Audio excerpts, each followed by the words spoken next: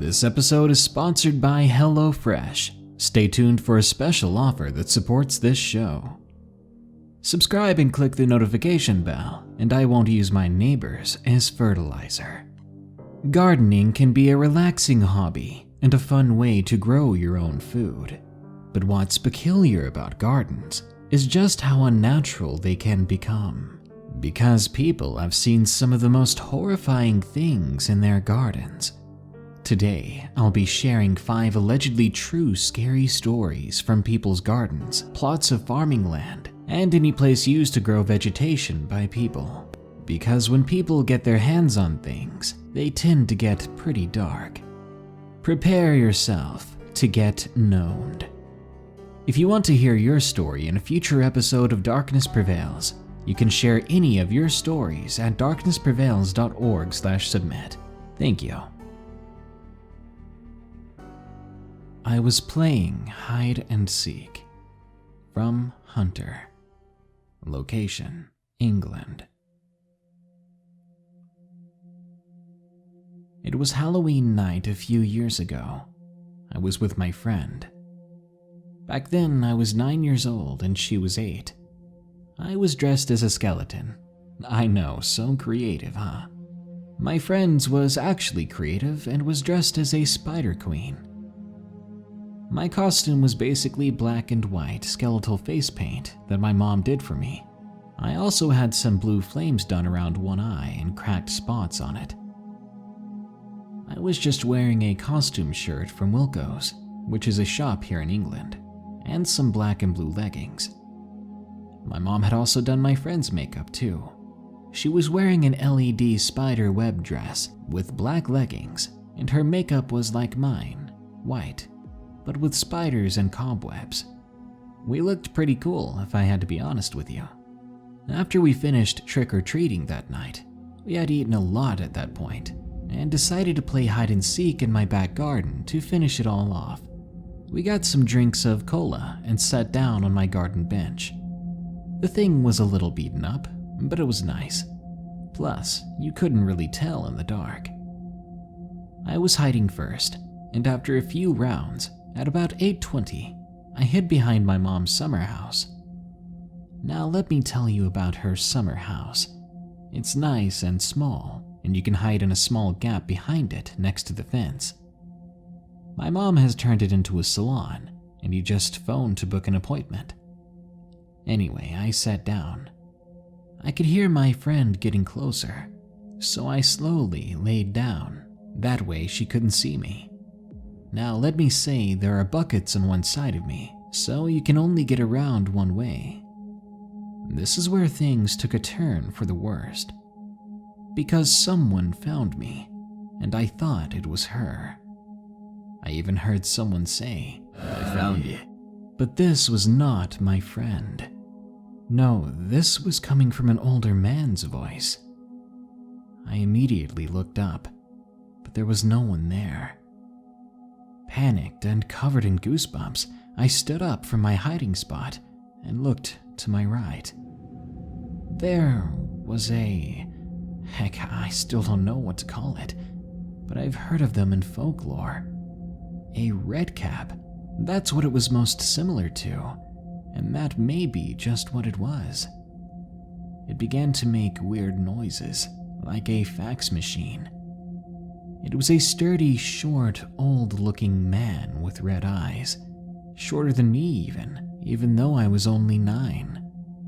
They had a terrifyingly large mouth, but something about it startled me even more. His hands had talons instead of nails. Of course, he wore that signature red cap, straight out of the myths. I began to run, but I heard those little footsteps pursuing me. But I remembered the legends. I remembered that quoting Bible verses, which does sound pretty weird, may actually repel them. And though I wasn't Christian at the time, I did know of some verses from school. I quoted everything I could remember over and over as I ran from the summer house. I called to my friend then, my voice all shaky. Before she ran over to meet me, I heard it one final time. You're demons yourselves. We were the demons? It wasn't until later after this incident that I realized what it may have been talking about. Our costumes. Perhaps we had scared the redcap. To this day, every time I talk about it, I'm still afraid that I'll see him back there in the garden. This is one experience that I don't like thinking about. The White Lady, from Homer O. Location, Tondong Sora, Philippines. It was way back in 2004 when I ran away from home and stayed at my friend's large 2-story house in Tondong Sora in the Philippines. They had 4 bedrooms, and it was owned by his older sister who lived overseas. There were 4 of us staying there, including my friend's 3-year-old son. The place had sort of become a safe haven for most of my friends whenever we had troubles at home. One night, my friend Archie and I were playing games in the living room. I still remember we were playing Resident Evil 2 and Silent Hill 4, The Room. That was when we began to hear footsteps going down the stairs. It was my friend carrying his kid, who headed straight to the couch, and they began to watch us play games. I found it very strange for him to behave that way, because I know he never allows his kid to stay awake late at night. They were sitting there for 5 minutes without saying a word when I began to ask him what was wrong. He told me to ask his kid instead. He was just a toddler, so he only uttered 2 words, "Babae puti," which means white lady. I already knew what this meant. I knew of the White Lady. I ran upstairs, furious, but the toddler followed me, saying, "Emer wog," which means Homer, don't, over and over. I grabbed him into my arms, and I came crashing into their room, and I yelled, "I don't know what you want. Just don't scare this kid." There was no one there, but I kept going. "If you want to scare someone, talk to us grown-ups instead." We went back downstairs, and they only went up to their room and went back to bed when dawn came. That's how frightened they were. After a few days, while I was talking with someone on my phone, I saw my friend Archie running hastily down the stairs. Confused after I hung up on the call, I went over and asked him what was wrong. Man, did he look spooked. He said he heard a woman's voice whispering his name, like right in his ear. He was playing the guitar on the balcony, overlooking the garden. And what's weird was the same thing happened to me the following day. I was reading a book in the garden, and I heard a woman's voice clearly whisper my name. It was like there were lips right on my left ear, and I could feel breathing, or maybe it was just wind. The voice faded into the air. I was left there alone and terrified. I sat there for maybe half an hour before finally gathering the courage to just go back to reading my book. The Boy in My Garden, from E-Wiz. Location unknown. I was 12 years old, and I was staying at my grandma's house as my mom was enjoying a vacation. I had a 4-year-old dog named Alexa with me. She was very protective of her owners. It was 8 p.m. one night, and I was already getting into bed.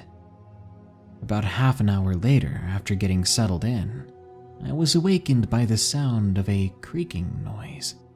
I looked out of the window, and what I saw, I cannot forget. There was a little boy in my garden, in my grandmother's garden anyway. If I had to guess, he would be about 6 years old. As my eyes adjusted to the darkness outside, I could see that the boy was smiling. I thought my eyes were playing tricks on me. I watched in horror as the little boy reached up to a nearby birch tree and with no effort broke off the several-inch thick branch. It cracked so loud it caused me to shudder and jump. I looked over towards Alexa, but she didn't get up. She didn't come running, but I could tell she had heard it by the way that her ears cowered back. When my gaze returned into the garden, the boy was gone, leaving the big birch branch on the ground. Needless to say, I had trouble sleeping at all that night. The next morning, I rushed outside. Lo and behold, there was the big birch branch just lying there where the boy had been. So it wasn't a dream, and it was real after all. Why did he break that branch in front of me? It was as if he was trying to intimidate me, to scare me. The Jar of Coffee, from Javier 458. Location, Laredo, Texas. When I was a young child, me and my cousin liked to play in my grandmother's garden. We would play with G.I. Joes, dig holes, and play army men. This takes place in the border town of Laredo, Texas, border to the city of Nuevo Laredo, Mexico. My grandmother, of course, lived across in Mexico. Anyway, we were digging a hole and uncovered what appeared to be a jar of coffee under the dirt. That's strange, I remember thinking. We weren't expecting to find anything in the ground. We shook up the jar filled with black liquid that looked like coffee. It was so thick, though, that you couldn't see through it. We shook and shook until, like an 8-ball, something appeared on the side and pressed up against the glass. It appeared to be a very old picture. It looked to be from the 1950s or 40s. We shook it a couple more times to see if different pictures would pop up. And soon they did. We saw pictures of what appeared to be school kids in uniforms. This one looked like it was cut out from a yearbook. This was really weird and intriguing for me at that age. So, as I got up to run to tell my dad about it, my cousin accidentally dropped the jar on a pile of rocks, causing it to bust, and when it broke, nothing came out. No liquid, no pictures. It was like an empty jar had busted on the ground. My cousin and I stood there, mouths agape. How would that even be possible, I wondered. The jar had been heavy, as if it was full of a liquid, and the pictures we had been looking at, it was just all gone. We ran and told my grandmother about it anyway, and to our surprise, she knew what it was and was extremely angry that we had broken it. She admitted to placing it there herself. I was even more confused now, and I asked her why she would put something like that underground. That's when I learned for the first time what a curse was, as she explained to me the word curse and its definition. The last thing she told me that day was that the curse was not meant for us children. Her expression of anger soon turned to one of fear and sadness. She soon walked away, but not before I saw her wiping a tear from her eye. I convinced myself that I was going to be fine, as I hadn't handled it or broke it myself. But I was scared for my cousin for a very long time, as he had been the one to shake it and then eventually break it. So far, nothing has happened, but we'll have to wait and find out if anything will. And now a message from our sponsor, HelloFresh, for a less creepy and more delicious use of a garden. HelloFresh is a meal kit delivery service that shops, plans, and delivers step-by-step recipes and pre-measured ingredients so you can just cook, eat, and enjoy. HelloFresh makes cooking easy and fun by doing all the planning, shopping, and prepping so you can focus on enjoying the new year in a delicious and healthier way. You get simple, seasonal recipes and pre-measured ingredients right to your door every week, so it's easier than ever to stick to your goals and enjoy cooking. All of HelloFresh's meals come together beautifully in 30 minutes max, call for less than 2 pots or pans, and require minimum cleanup. Plus, you can choose from 3 plans: classic for a mix of everything, veggie, and family if you've got more mouths to feed. And you always have the option to switch between them for when your tastes and needs change. HelloFresh sent my wife and I a free set of 3 meals, which included pork carnitas tacos, meatloaf a la mom, and my absolute favorite, sweet as honey chicken, which my wife and I have continued to make regularly since trying it. You can take advantage of HelloFresh's special offer for 2019 and get $80 off your first month. Just go to hellofresh.com/DPP80 and use promo code DPP80. That's basically 8 free meals. Can't go wrong with that. Again, that's $80 off your first month at hellofresh.com/DPP80 and using promo code DPP80. This sponsor has helped the show remain free and put out more scary content that you guys love. Thanks, HelloFresh. Can't be unseen. From Anonymous. Location, Syria. I was 8 years old at the time. I'm 14 now, but I still remember this event like it was yesterday. I live in Syria, in a huge house just outside the city. I've lived there with my parents and younger sister for almost my entire life. But sadly, I had to move because of this story that I'm about to share. As most of you may know, a terrible conflict has been going on for the past 7 years here, and my story is linked to this conflict. It was summer break, and my sister and I were very bored as usual, so we decided to go play in the garden in the backyard. We have very tall fences made out of brick, which I'm very grateful for. Not even my dad, who is about 6.5 feet tall, could reach and climb up it. So you could say that our house was very safe and secure. I thought we had nothing to worry about. I was wrong. Anyway, we went to the garden outside and played our usual games, such as hide and seek and tag. We were playing for about half an hour, when all of a sudden we hear this low kind of booming sound. I didn't think much of it. Sadly, we were used to hearing these kinds of noises.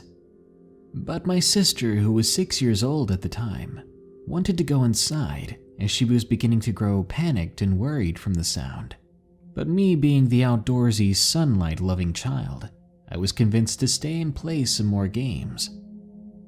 About 10 minutes later, a very loud, ear-piercing boom echoed throughout the entire place.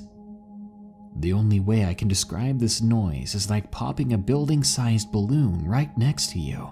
It was completely world-shattering. The second my sister and I heard the heart-stopping noise, we booked it back to the back door, where we were greeted by our crying mom and grandmother and a confused dad and granddad. I ran to my dad's arms, sobbing hysterically into his shoulder while he tried to calm me down, but it was no use. Never have I been so scared. Outside, all I could hear were people screaming, then the sound of ambulances. My dad ran to his bedroom window while carrying me, and we looked outside. All I could see was black smoke and faint red lights. I could hear screeching and screaming of the people outside. In the middle of the chaos, I managed to hear someone from the crowd saying, "There was a man inside that car." And when I heard this, I began to cry even harder. My dad returned to the living room where the rest of my family was waiting for us in tears. We sat there huddled in a corner, praying hard and crying silently, while the world literally crumbled outside. After it calmed down a bit, we checked the house, and luckily nothing was damaged, but there was a massive giant hole in one of the windows of the extra guest bedroom. I won't go into details about what happened after, because at the time I didn't understand what had exactly happened. All I did know then was that we moved shortly after into a much smaller house in the middle of the city. Over time, I would finally learn what really happened. A wanted man had placed a device under a car near the garden, just on the other side of the fence. Inside that car was our gardener, Joe. He was a nice old man who was in his late 50s, and he had a wife and 2 children. Unfortunately, the device went off, leaving nothing more than a crater. His wife and kids were alone and shocked by the event. This was the most traumatizing experience of my life, and I send all my love out to all the people who lost their families and friends. These conflicts are a terrible thing.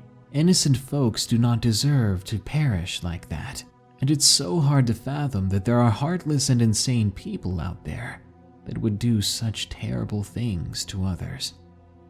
Sometimes, if it's too quiet, I can still hear the sound of people screaming outside.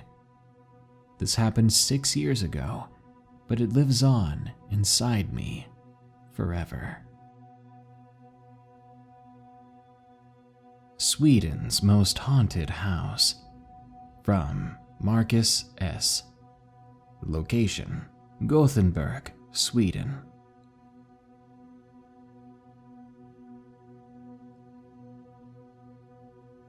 The house is called Frammegarden, and it was built in the 1700s. It has been open to the public since 1960. The place has a really dark story behind it. In the 1600s, the legends say it was a place where they sacrificed witches during the witch hunts at the time. That's not all. The house's last owner is said to be haunting the place, as well as 2 children who had been locked up and isolated in the attic by their father and perished due to starvation. It's also said to be a place where people go to await their final moments. Many people come to visit the Frammegarden, and that includes me and my girlfriend. We arrived there at 7 in the morning. It's about a 4-hour drive to the place, and we wanted to make it at check-in time. Even on the drive there was an overwhelming sense of dread. The GPS seemed affected too, as it kept shutting down on its own, which it had never done before.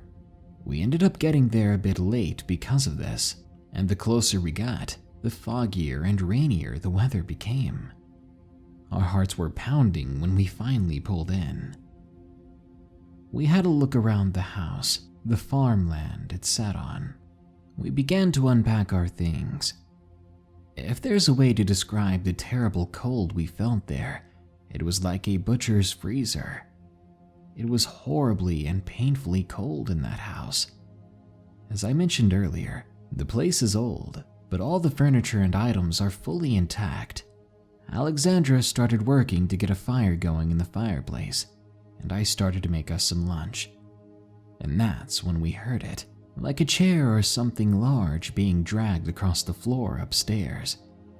She asked me if I heard that, and I answered yes, I did. We took some pictures, and Alexandra filmed a few times as well. After we had lunch, I went up to the attic part to check it out. While she remained downstairs filming, I used the weak night vision mode on my phone because it was so dark up there. But as soon as my camera focused, a small light came across for a second, and then I heard a noise like someone humming. It gave me chills, and I basically had to tell myself to get out of there now. I walked downstairs and asked my girlfriend if she had heard the humming, and she said she had. She thought it was me though. I kind of do sounds like that when I'm trying to scare her, but this time it wasn't me. This was in the middle of the day, and it was still light outside. After that, it got pretty calm for a while, and we just chilled, taking some pictures outside in the front and back garden, just enjoying ourselves. After we had dinner that evening, we started to look for a movie to watch, and that's when another sound caught our attention, a massive bump coming from upstairs. We stared at each other and said that we're not going up there.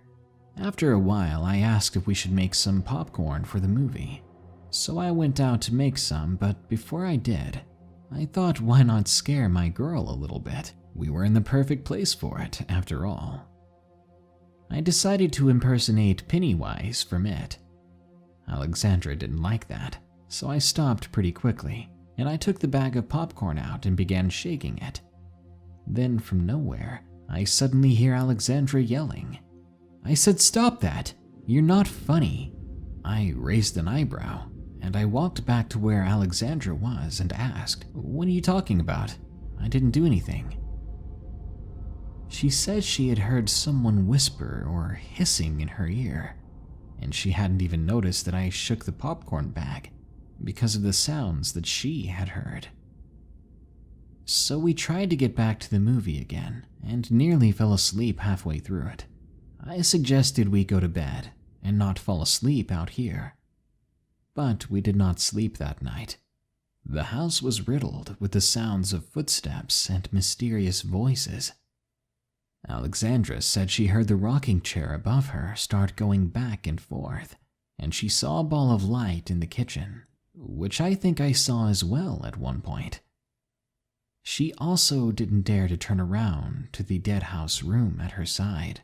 She said it felt like someone was watching and that they were very angry.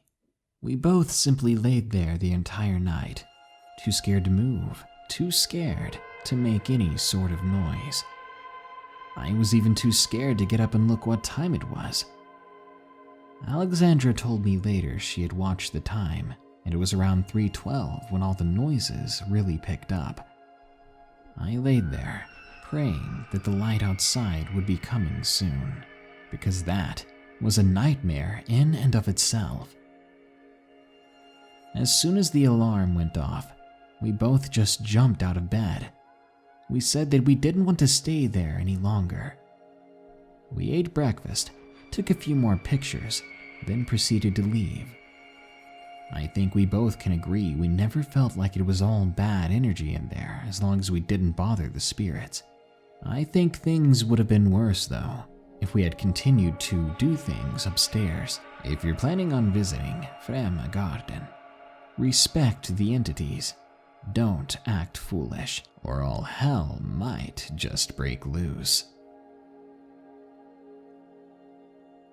You may recognize the following two stories if you've been subscribed to this channel for a while.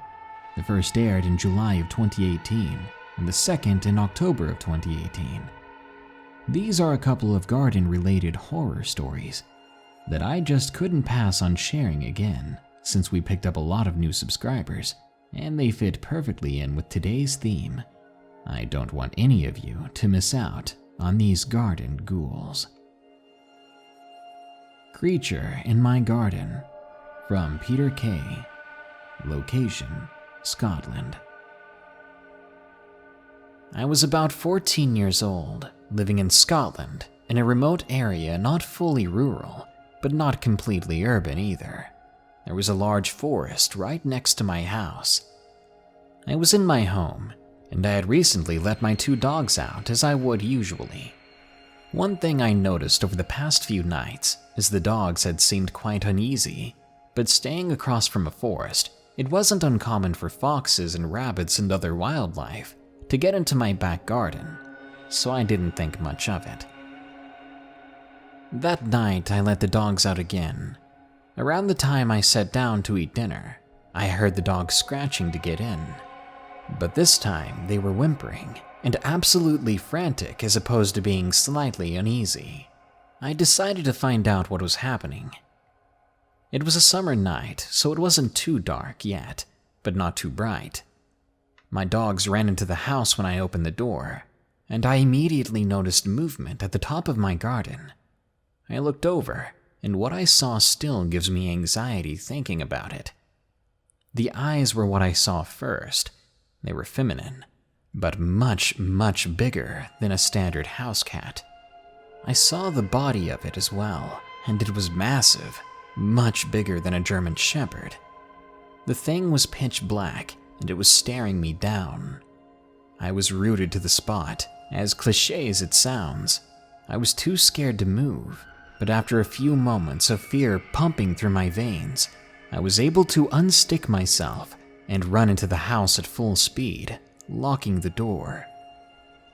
I went to get my parents to show them what was in our garden, but when I got back, it was gone. When I tell people about this, I usually get told that it's probably a large dog, but there's no way. Not with those yellow eyes, and jet black nearly invisible against the shadow's body. Garden Gargoyle. From Your Typical Fifth Grader. Location unknown. I used to live near this really creepy old lady. I believe someone else lived there with her, but I never saw them around. I've actually never seen them. I was in the 5th grade around this time as well, and I always walked home from school those days. One day I was walking home from a long day of school, and keep in mind I walked past this lady's home. I took a quick glance at the woman's lawn. There had always been this old rusty fence around their yard. It couldn't really keep anything out, and I'm not sure why it was there, but it added to the eerie appearance. Anyway, when I looked over, a man, probably 30 to 40 years old, was walking around the yard, fixing all the little knickknacks that had been spread across it recently. Things like those trashy fake flamingos and such. I can't really remember exactly what was there. When I saw him, he was cleaning off this creepy gargoyle they had on the porch. I always hated that thing. It had been there when I moved in, and still there to that day. I searched for gargoyles on random shopping websites and found the one they owned on Wayfair. I'm not even sure if it's still for sale there anymore. I was also 90% sure that thing was cursed. I don't know a lot about gargoyles, neither what exactly their purpose is, but I do know one thing. Their gargoyle was evil. I remember some details of it. It had eyes that seemed to follow you no matter where you go. The stone it was carved in was dark, almost black. It had small wings, disproportionate to its body. It also had little horns and small legs with large claws. No arms. It basically looked like the type of crappy Halloween decoration you could buy at the mall or at Walmart. It was that time of year, after all. This memory brings me to the real story. After a few days, as we stepped closer to Halloween that year, I had forgotten about the man and the gargoyle. It was late one night. I hadn't been able to sleep, so I had taken some medicine to help. I was waiting for it to kick in while watching YouTube videos. Around midnight, I heard something that sounded like a rock hitting my window.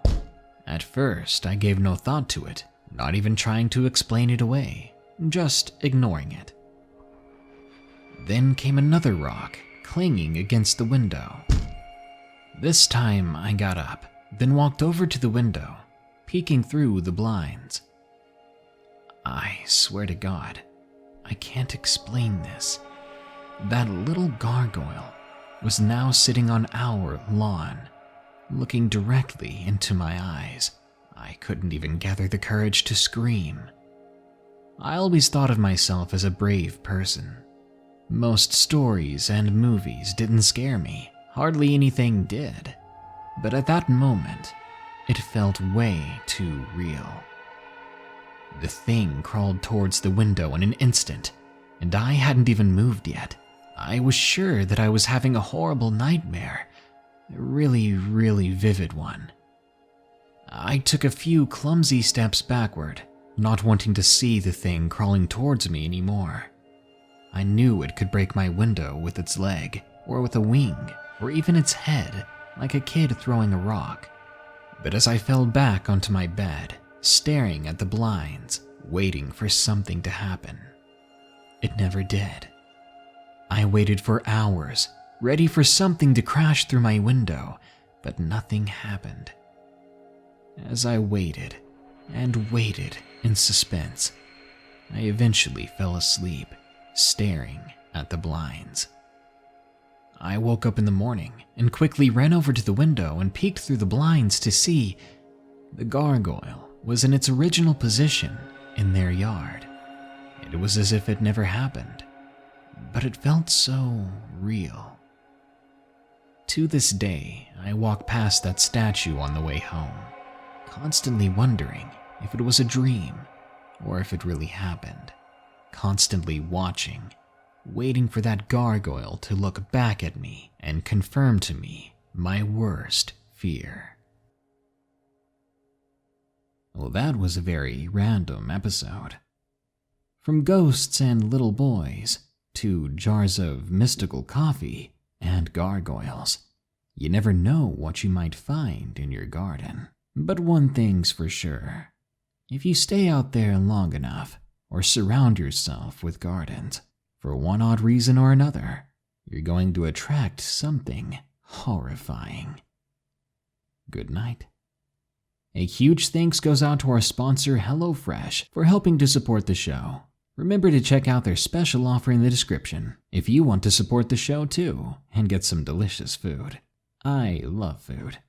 You can also support us in other ways, like submitting your story at darknessprevails.org/submit, donating on Patreon at patreon.com/darknessprevails, or checking out our merch by clicking the shop button below if you're on YouTube, or going to teespring.com/stores/darknessprevails. Now then, as usual, here are my 5 favorite early comments from the previous episode about 10 real sightings of skinwalkers, wendigo, and werewolves. Vexable says, I am the ultimate. Technically, you were the first comment, so wouldn't that make you first and not last? Or perhaps you're just talking about your ungodly power. I don't know. Jewel9193 says, ooh, spooky looking. I know, right? That thumbnail came out really good. Thanks to my artist at YamanTV on Twitter. Ruby Trujillo says, finally more things to keep me up at night. I feel ya.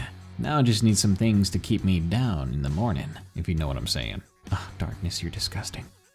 Natalie2154P says, what's your favorite monster, Darkness? Definitely the werewolf. A dog's head on a standing man's hairy body is both absolutely disturbing and oddly arousing. I'm just kidding on the last part. Or am I? Simona Corleone says, oh my gosh, yes, yes, yes. Thank you, Darky. You're very welcome. Wish I got that excited about things anymore. Well, that brings us to the end of this episode of Darkness Prevails. But don't you worry, more scary stories are on the way soon, so stay tuned. Until next time, here are the credits to my loyal and amazing patrons. Remember to stay safe out there and stay creepy, because this world is a strange one.